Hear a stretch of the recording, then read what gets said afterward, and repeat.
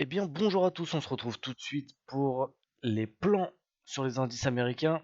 Alors avant ça, on va juste rapidement revenir sur le trade d'hier. Le Nasdaq, il aurait fini par stopper avec une mèche qui est venue chercher mon stop loss. Donc heureusement que je suis passé BE finalement. Enfin, quoi qu'il arrive, c'était heureusement d'être passé BE, mais là, ça nous montre que cette fois-ci, le BE nous a protégés. On n'est pas reparti aller directement au TP alors que on venait de se faire reprendre BE, donc plutôt cool. En termes de contexte, on a à 14h30 les prix à la production, donc qui est noté 2 étoiles, et à 16h le discours de la Fed selon Investing. Donc on va regarder un petit peu ce que ça donne. Alors, aucune restriction pour FTMO, et pour les deux news à 14h30 et à 16h, il n'y aura pas de possibilité de prendre un trade sur Wicket. Donc voilà, on fera attention à ça. On passe du coup à l'analyse du Dow Jones. Alors, en daily, on n'a pas fait grand chose en fait, hein. On est un petit peu sur les mêmes plans qu'hier. En daily, on est au-dessus des moyennes mobiles, on a cassé le 61,8. On regarde en H4 tout de suite. Cette fois-ci, par contre, on avait parlé, je ne sais pas si vous vous souvenez, juste hier, on avait parlé d'une potentielle divergence qui était en formation, et c'est validé, avec le bon nombre de bougies et tout. Le bruit qui est très haut, qui nous donne un objectif à 39 360, qui est aussi une zone polarité intraday, qui a fait résistance, support, résistance, support, résistance et cassure. Donc, et qui est pas très loin en plus du gros 61,8 depuis la TH. Donc, plutôt intéressant. On va regarder. Alors, on est encore au-dessus des moyennes mobiles vertes. On est posé sur la moyenne mobile 20. Pardon.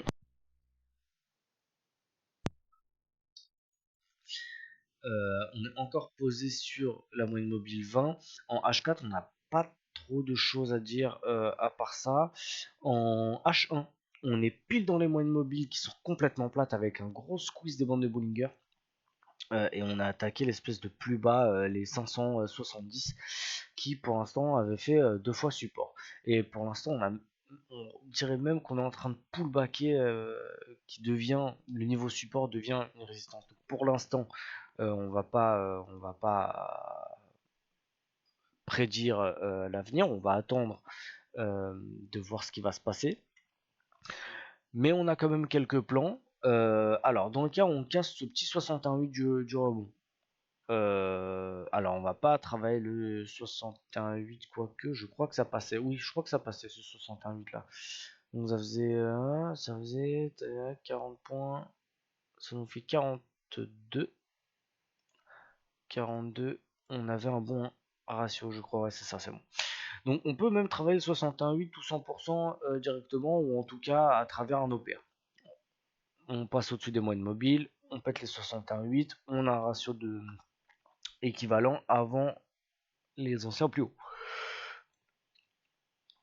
Dans le cas où on corrige un petit peu plus fort, on attendra la zone de 39 360 pour pouvoir payer sur un setup de retournement sur la petite zone, l'espèce de mini zone polarité, plus l'objectif de la div H4. En cas où on traîne un petit peu là-dedans, et puis qu'on fait des plus bas de plus en plus bas et des plus hauts de plus en plus bas, et qu'on passe en dessous les moyennes mobiles, et il y a un croisement des moyennes mobiles qui passe rouge, et je serai systématique à suivre mon flux pour aller shorter, si on a un bon ratio, pour aller chercher les 39 360. Donc ça, c'est uniquement si on a le croisement des moyennes mobiles. Donc voilà pour ce qui est des plans sur le Dow Jones. Pour le Nasdaq, on est aussi au-dessus des moyennes mobiles en daily. Pardon, on est au-dessus des 61,8. On a l'air de casser en H4 l'espèce de résistance oblique là. On est au-dessus des moyennes mobiles qui sont vertes. On a un espèce de triangle asymétrique, un espèce de triangle de compression, mais ça on le verra un petit peu mieux en H4.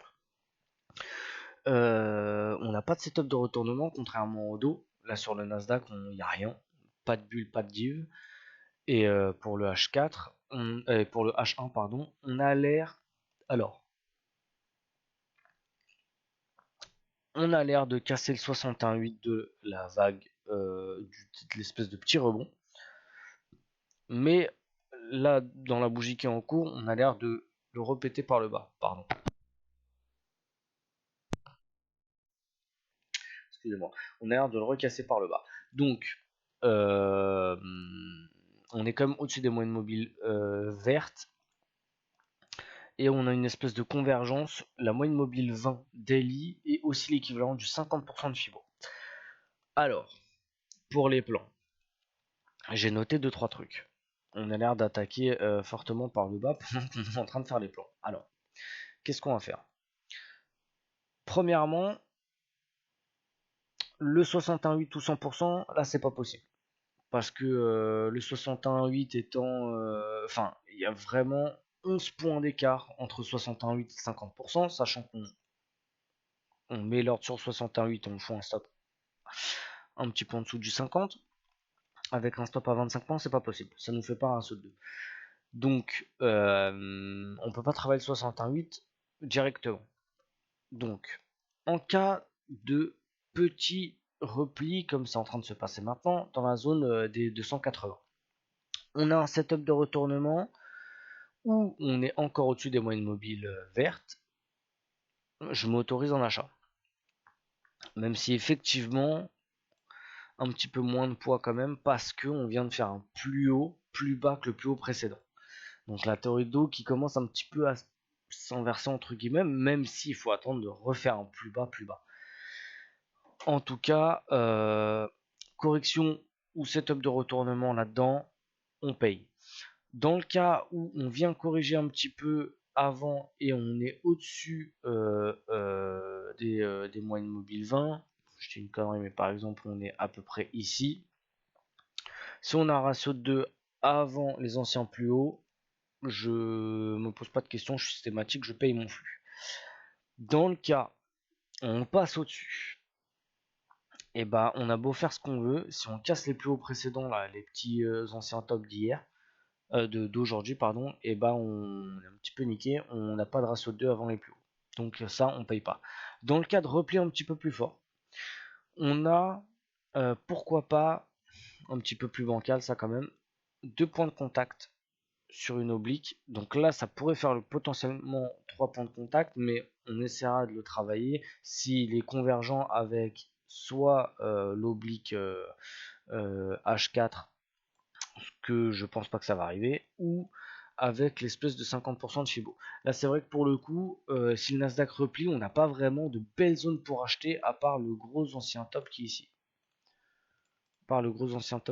Il est 270. Donc, un peu plus fouillis, je vais même enlever en vrai. Voilà. Voilà, donc un peu plus fouillis sur le Nasdaq enfin pour acheter, mais bah, on va attendre qu'il sorte un petit peu de cette figure de compression. On voit cette espèce de petite figure de compression, on va voir ce qui va se passer. Le discours à 16h peut tout changer, mais bon, on va voir ce qui va se passer. Et puis, et bah, à tout à l'heure en cas de débrief d'un trade ou pas. Je vous souhaite une très très bonne journée de trading. Salut.